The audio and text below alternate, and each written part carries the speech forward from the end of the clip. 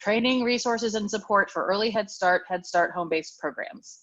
So I'm sorry, I couldn't really get any more creative with that. We figured we just go with this is what we're talking about. So there you go. All right, Jennifer, next slide. So who is Early Impact Virginia? So Early Impact Virginia is a coalition of the home visiting models across the state. We've been around for more than a decade, and some of you might remember the Home Visiting Consortium.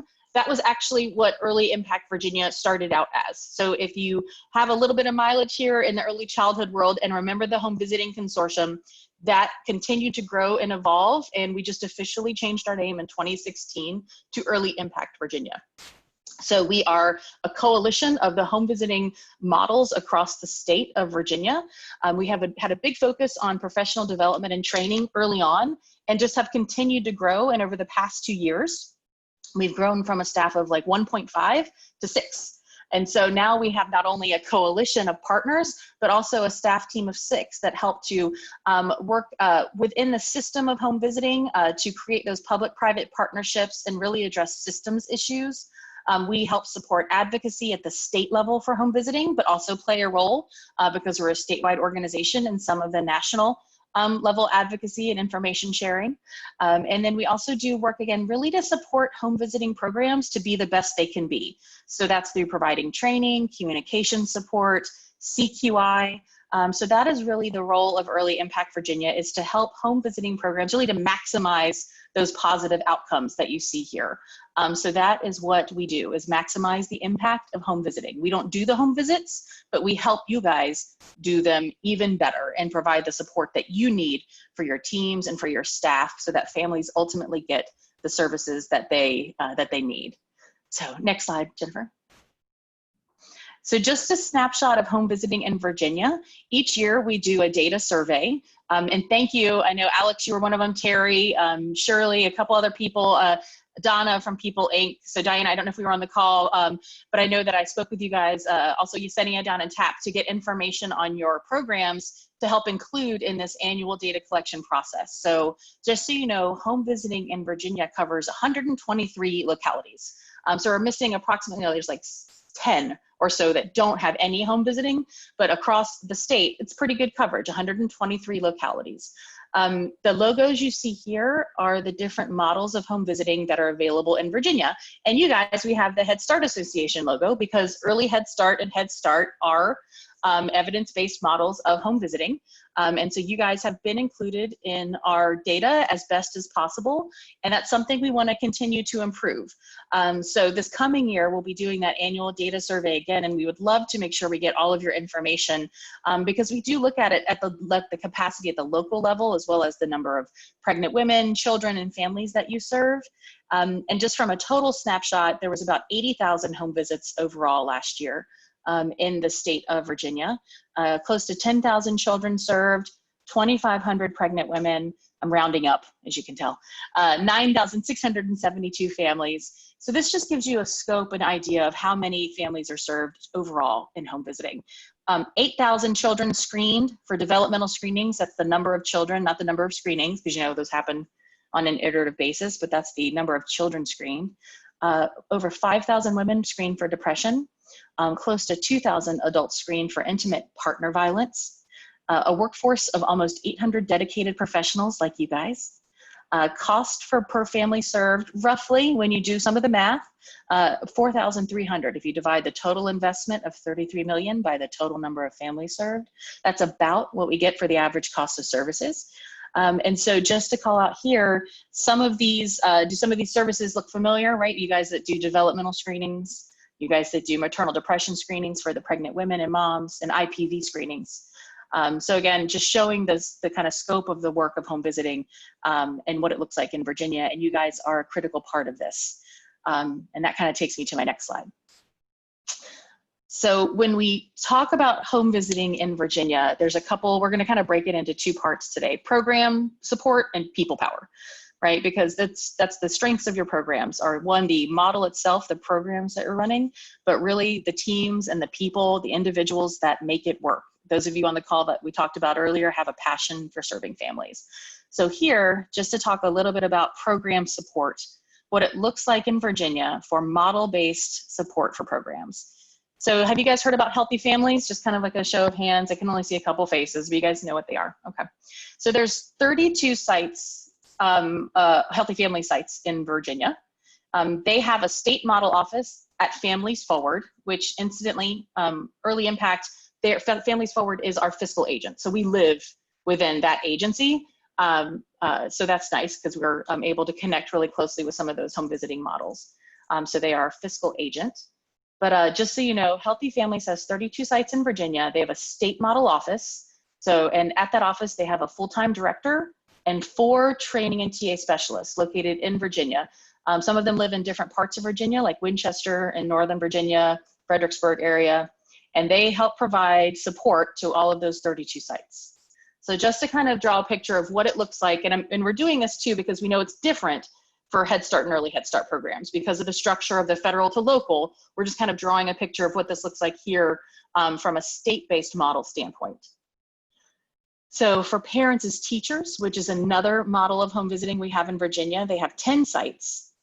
They also have a state model office at Families Forward. So Families Forward actually is the state model office for 3 models, for CHIP, for Parents as Teachers, and for Healthy Families. They merged together in 2017, again, because it makes sense, right? Let's bring together all of the people that are kind of doing the home visiting work here in Virginia, maximize our resources, and really kind of find those best practices of support together. So these are different types of models, but they all live within the same agency. And again, 10 sites. And across those 10 sites in Virginia, they have a full-time director and 1.5 training and TA specialists, right? So those 2 staff, the 1 and the 1.5 are dedicated really to help supporting those 10 sites for Parents as Teachers in Virginia. And so I'm seeing a couple comments. It'd be great to know who our local partners are, and will you show us where those programs are? Absolutely. So we can also hit on that and send a follow-up email out after this with a link to our directory. And now we're also going to get to a little bit of a conversation here. If you click Jennifer, we should pop up a little bit of animation at the bottom. So for home-based programs across Virginia, you guys have 14 sites.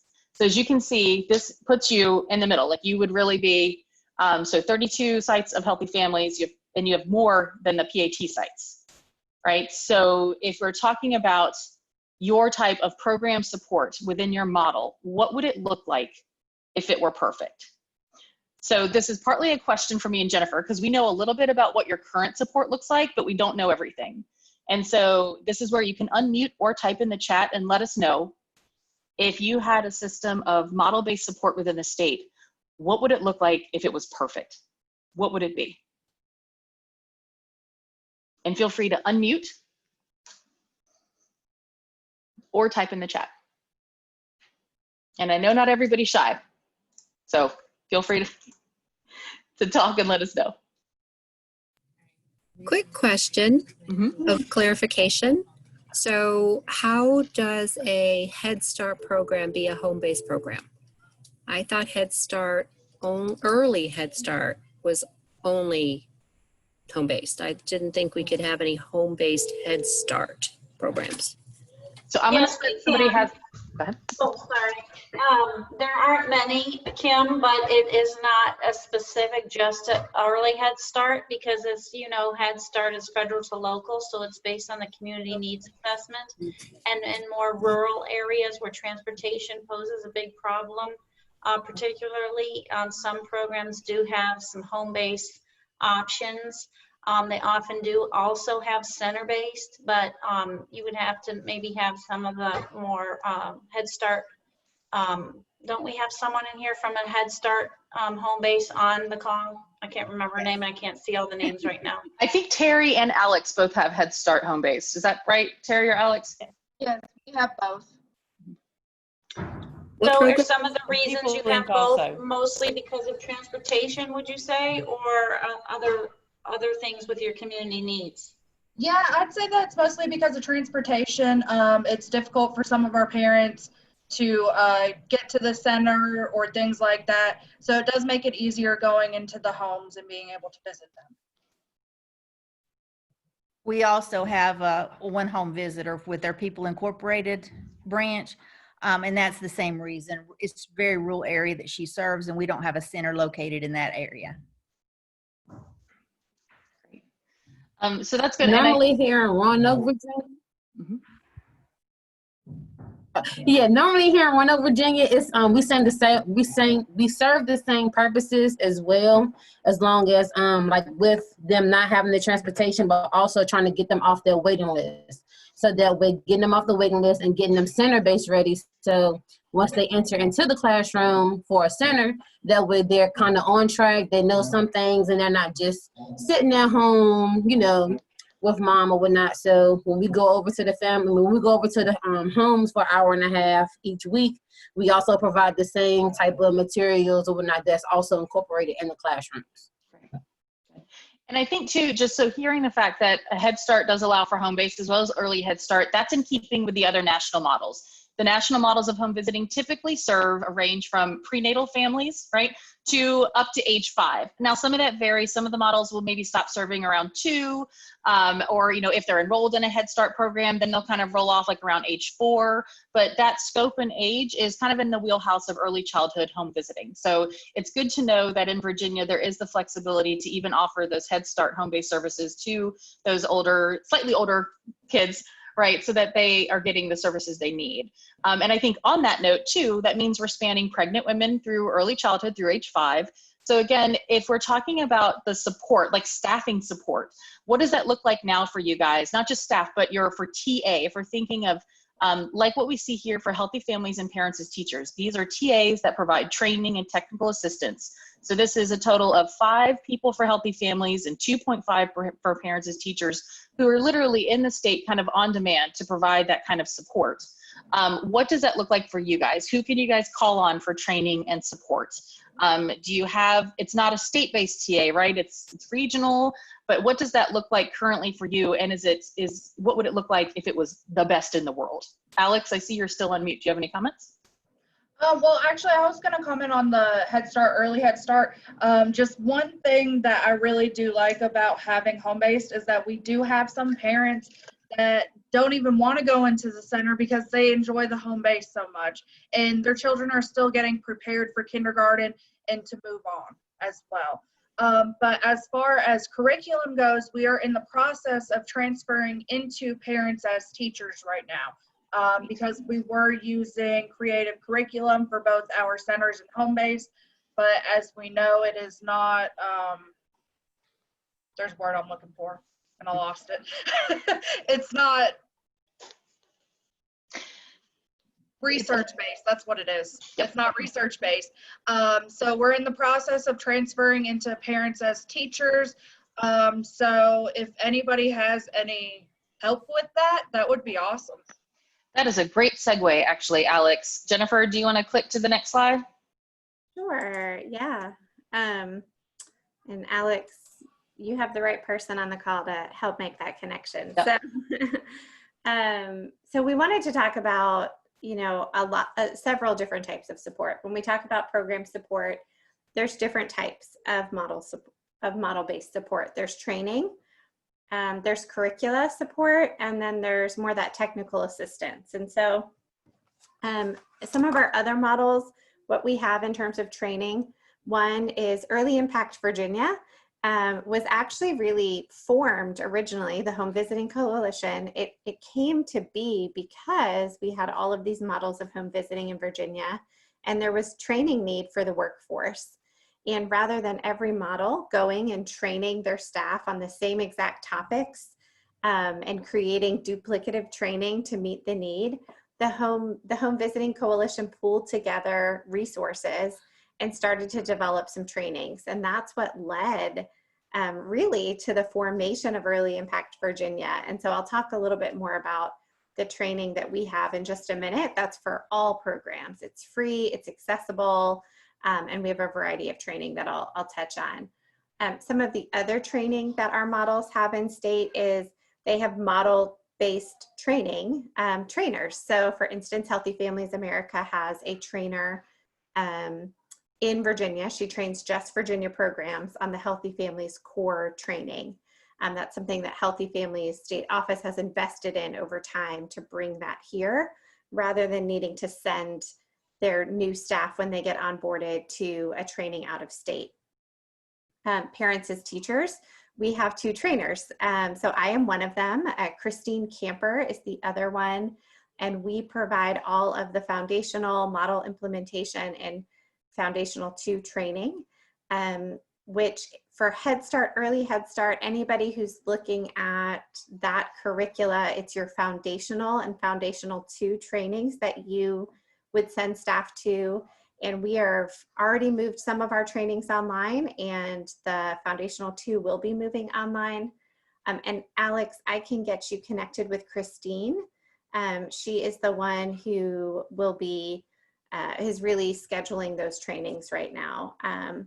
The nice thing with parents as teachers is if Early Head Start goes that route, Parents as Teachers National Center also provides curricula support for ensuring you have what you need to prove the fidelity to the curriculum, which I know is one of the requirements that changed, I guess, in the last couple of years from what I know about with Head Start. So her name is Tiadra Marshall. She's based out of Pennsylvania, but she has a Head Start background and she can support that work. So we're happy to get you all connected. And we've already trained several sites in the state. So I don't know if anybody's on who has been trained, but I've gotten to meet some of the Early Head Start staff from a couple of different programs, and it's been really a joy to have them in training. And then technical assistance kind of being that other bucket that we were talking about. That's really, when we're talking about that, we're talking about contextualizing your model to your region. So we know Early Head Start, there are core things that look the same no matter where you go.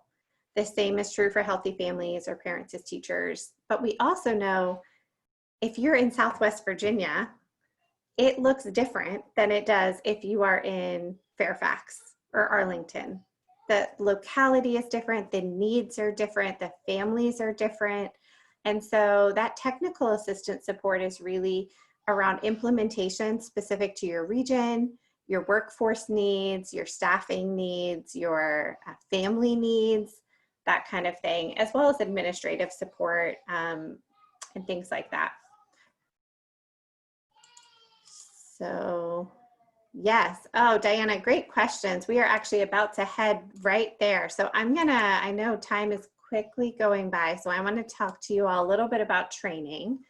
How many of you, you can even just type in the chat box. I'd love to know how many of you have heard of the Institute for the Advancement of Family Support Professionals before? If so, I would love to see a yes pop in. Yay, Diana has.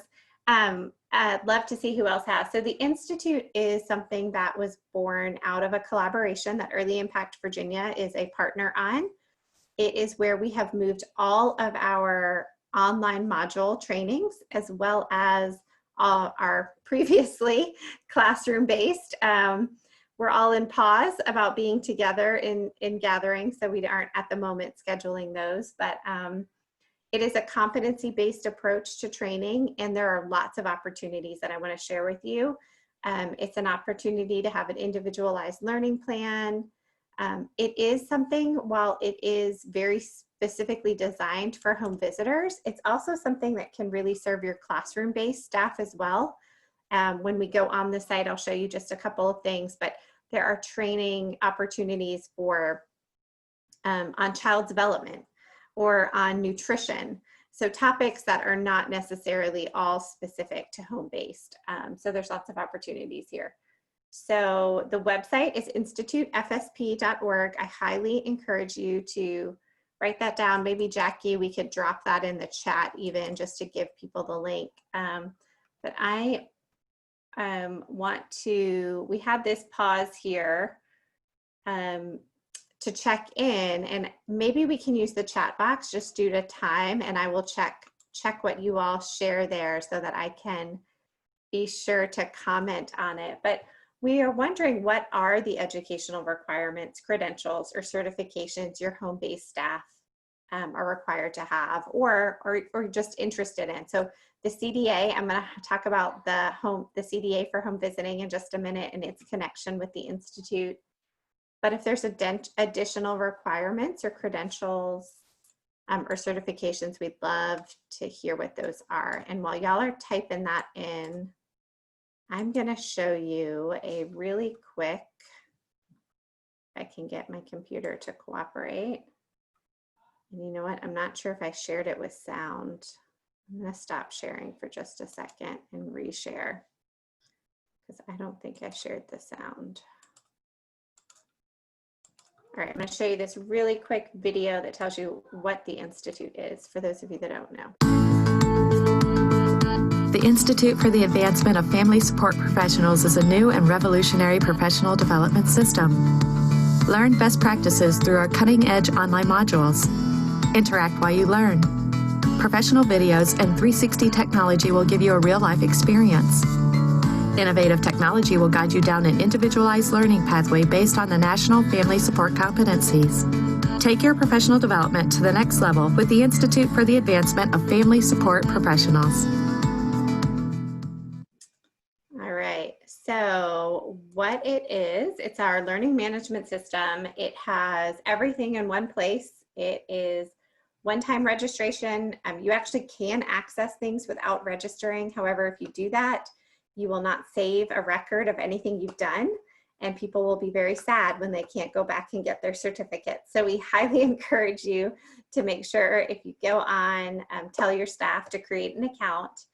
Everything is in one place. Like I said, our classroom trainings are on pause at the moment, but we are shifting some of them to virtual, and those will be promoted through that site. And then what's really cool for directors and supervisors is that you can share your completed courses. So somebody can go in and share with their supervisor their progress, and that supervisor can go in and see which modules somebody has completed, their progress. It's a great way to, especially in this virtual time when you're not together, to be able to share that type of information. And Jennifer, we have 2 comments in the chat box.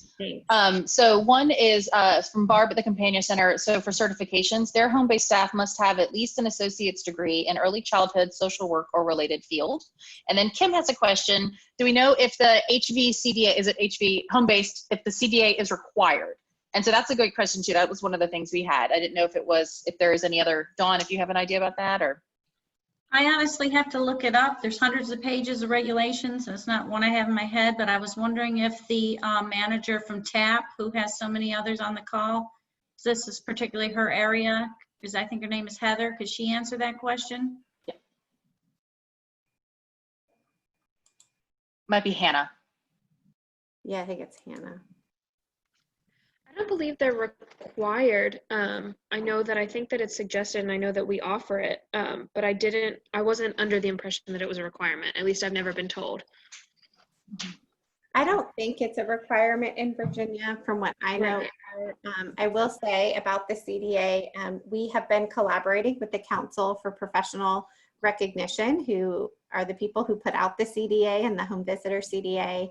And as a part of our initial collaboration, anybody who is going through that pathway to get their Home Visitor CDA, one of the requirements is a certain number of professional development training hours in certain content areas.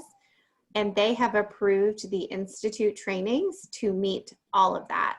So if a staff member is doing that, they can go on the Institute, they can take all of the Home Visitor, they don't have to take the supervisor ones, the Home Visitor training modules, and that will meet their PD requirement for the home-based Home Visitor CDA. We actually just had a call with the council a few weeks ago about further collaboration and looking at additional ways that we can kind of weave the Institute in with their CDA requirements. So I think there will be more opportunities as time goes on. One of the things we're working with on the Institute is a home visitor certification. That would be cross-model. It's the Institute certification, and we're working with them on how that can interact with the Home Visitor CDA. I think those are, and we've seen, gosh, I don't remember your first name, Miss Weaver from Joan Weaver. from Rooftop, who was all shook up earlier, says that it does look like Head Start is requiring home visitors to have a CDA. So Jennifer, hearing that the Institute trainings have been adopted by the council as kind of that part of that pathway to the home visitor CDA is a real plus. And also, just for those of you who are thinking of center-based and home-based programs at the same time, I came from the world of Smart Beginnings, and so realized we were talking all about CDAs and upskilling for the classroom-based programs as well. I didn't even know there was a home visitor CDA until I came to Early Impact. So I just didn't know there, I don't know that it's so much out there, but again, the Institute, which is this free online platform that we offer with Jennifer, you're hearing we do have a good connection with the council, and it's got great online modules that are created that can help your staff get into it. And I will say it's really easy to navigate. It's a little less busy than eClick, if you will. I think you can find things a little bit easier on here. And so we'll let Jennifer show a little bit about that as well. Yeah, so I'm actually going to go on our site and just show you kind of how it works. So I'm going to switch what I'm on right now. So if you go to, you all can see our website, right? Can you see that? Okay, so if you go onto earlyimpactva.org, if you go to professional development and click down to training, we have, this is a screenshot of what you just saw. There's the Institute banner. It can take you straight to the Institute. But I want to show you a little bit about what all we have to offer. And this gives you a little insight into that. So we have always allowed for our classroom trainings, Early Head Start and Head Start, home-based services have always been allowed to access those. So when those are offered again in the classroom, we'd love to have you come, have your staff come. And when we transition some of them online, which is starting to happen now, you all are also eligible to do those. So we have, you'll see the classroom trainings are blended in this list. The kind of magenta color, those are all online modules, and they're all on the Institute, but I'm going to show you how you get there. And then the ones in green, these are our classroom trainings.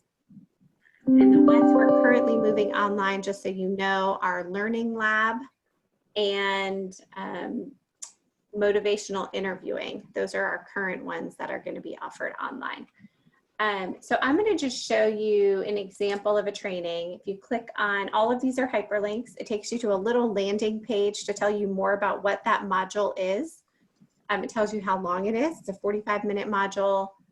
You can click here, register and begin the training. And what it will do is it will take you straight to where that training is on the Institute. Again, make sure you're signed in anytime you're taking it, because right now I'm not. So if I were to take this, there would not be a record of it later. It's really important people are signed in. It's got the learning objectives, and it's got the same learning guide and resource guides linked here that are linked on our site. You might be wondering what in the world a learning guide and a resource guide is. And so I want to tell you just a little bit about some of our tools and what we offer in our training. And I'm going to go back actually to our presentation so I can tell you a little bit about that. We have developed here in Virginia something called the transfer of learning. We really see learning as a process rather than an event. So instead of thinking of it as sending staff to a training event, think about where they are in the process of learning whatever it is that you're working on. And so we've created a variety of tools that support individuals pre-training, during training, and post-training. There's a lot of research. I could do a whole hour presentation on the transfer of learning, so I'm going to give you the 1-minute Cliff Notes version. But they're really great tools to support supervisors and home visitors in putting learning into practice. We've all gone to a training and been like, that was so great. And then you leave and you go back to your job and you don't do anything with it. And we want training to influence the families that are served at the end of the day. And so the learning guide is a tool that exists for every module and every classroom training, where there's a reflection process. You set your learning goals. It's been designed to be a conversation with a supervisor. And then post-training, it gets filled out to determine, okay, how am I actually going to use this? Like, what does this look like when I am in the home doing visits? And so this is a little bit just to kind of remind us about that. There are, I don't remember if we have, I think we do have a slide maybe. I'm going to skip this one, Jackie, for a second. Actually, I don't know if we do, but instead of going through all the slides, one of the other things I want to make sure you know at the Institute is we have college course credit available at an incredibly reduced fee. Home visitors anybody can access that through the Institute. CEUs will be launching soon on the Institute for anybody who needs CEUs.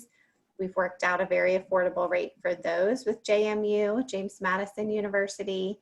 And then we also have the certification that's being worked on and it's coming soon. So there's lots of things. It's all free. It's all accessible. We really want to make sure that we are able to get the word out and help you all know about it and see how we can use it to support you. Can I interject here, please? Yeah. Because we were hearing conflicting things that Heather, from Roanoke or TAP said that she wasn't aware of it. And then we heard from Rooftop that it was required. This is how Head Start goes because it is open to interpretation and it's federal to local. So as it happens, Tonda and I have both looked up the regulation, didn't know each other was. So if you want to go up in the chat box, I want to explain to you what the wording says and why it's interpreted differently. Because it says a home-based a program must ensure home visitors providing home-based education services have a minimum of a home-based or home visitor CDA credential or a comparable credential or equivalent coursework as part of an associate's or bachelor's degree. So the CDA would be the most, to me, the easiest path to take because then you don't have to substantiate that it is equivalent or that it's comparable because when you go through a monitoring review, they will ask for all of that. So this looks like a great option. Kim, does that help answer your question? Yes. Okay, I think she's saying yes. But our monitoring review didn't even look at home base. Really? Oh my goodness. So yeah. Okay. Yep, not at all. And I just wanted to add, Jackie, that I put the link to eClick specific to where that policy is written. So anybody can cut and paste from there and see it directly. Thanks for looking that up, you guys. I mean, I know we all love regulations and policy, so I appreciate that. Was pretty quick on the draw for both of you. That's pretty impressive. That's why I don't have them memorized. There's too many, and there's too many caveats to them. So, but I think, and that's part of the power, though, of bringing this group together today. I think somebody said earlier, seeing everybody like this, so as directors of home-based programs, right? We know a lot of the focus. You said even monitoring. I didn't look at your home-based stuff, but it's a critical service, and right now more than ever. I forget who it was that said it earlier. Something about Head Start, early Head Start.